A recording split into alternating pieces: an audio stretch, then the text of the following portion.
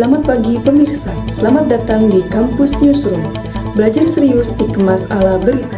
Bersama saya, Zikra Auliafani. Pertemuan mata kuliah Teknik Reportase dan Investigasi Berita kali ini.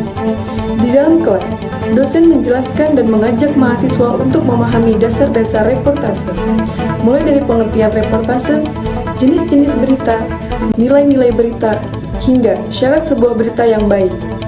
Dan inilah rangkuman pembahasan yang kami hadirkan dalam Learning Journal Newsroom. Baik pemirsa, mari kita mulai dengan reportase. Reportase adalah kegiatan melaporkan berita. Seorang reporter biasanya turun langsung ke lapangan untuk mengumpulkan fakta, data, dan pernyataan dari narasumber. Hasil dari reportase inilah yang kemudian disusun menjadi sebuah berita yang bisa disampaikan kepada publik. Selanjutnya, dosen menjelaskan tentang jenis-jenis berita.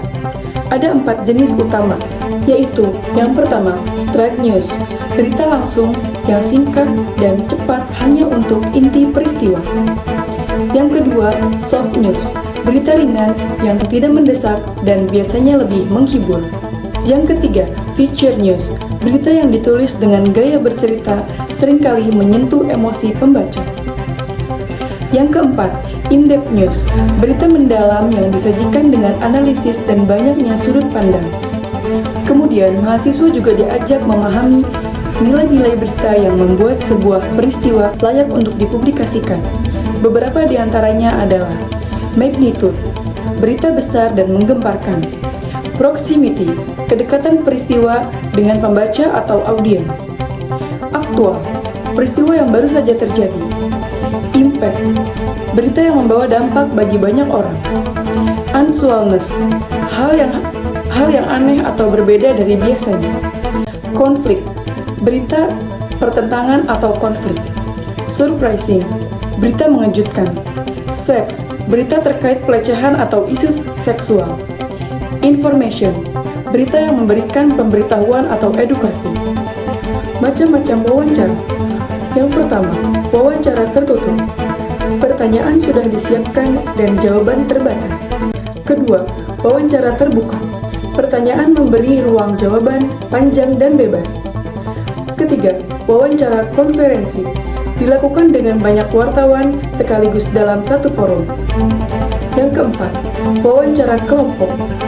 Narasumber diwawancarai oleh beberapa pewawancara sekaligus. Yang kelima, wawancara individu. Dilakukan satu pewawancara dan satu narasumber. Yang keenam, wawancara terpimpin. Pertanyaan yang disusun secara terstruktur dan mengikuti pedoman. Yang ketujuh, wawancara bebas. Tidak terikat pertanyaan, lebih cair dan fleksibel.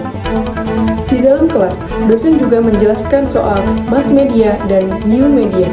Mass media adalah komunikasi tradisional seperti koran, majalah, radio, dan televisi yang menyampaikan informasi secara satu arah kepada khalayak luas.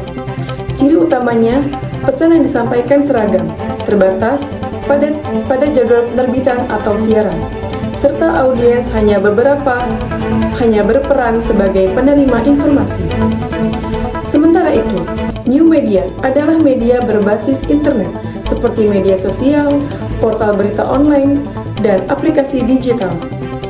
New media memungkinkan komunikasi dua arah, interaktif, real time, dan audiens bisa sekaligus menjadi produsen maupun konsumen informasi, prosumer.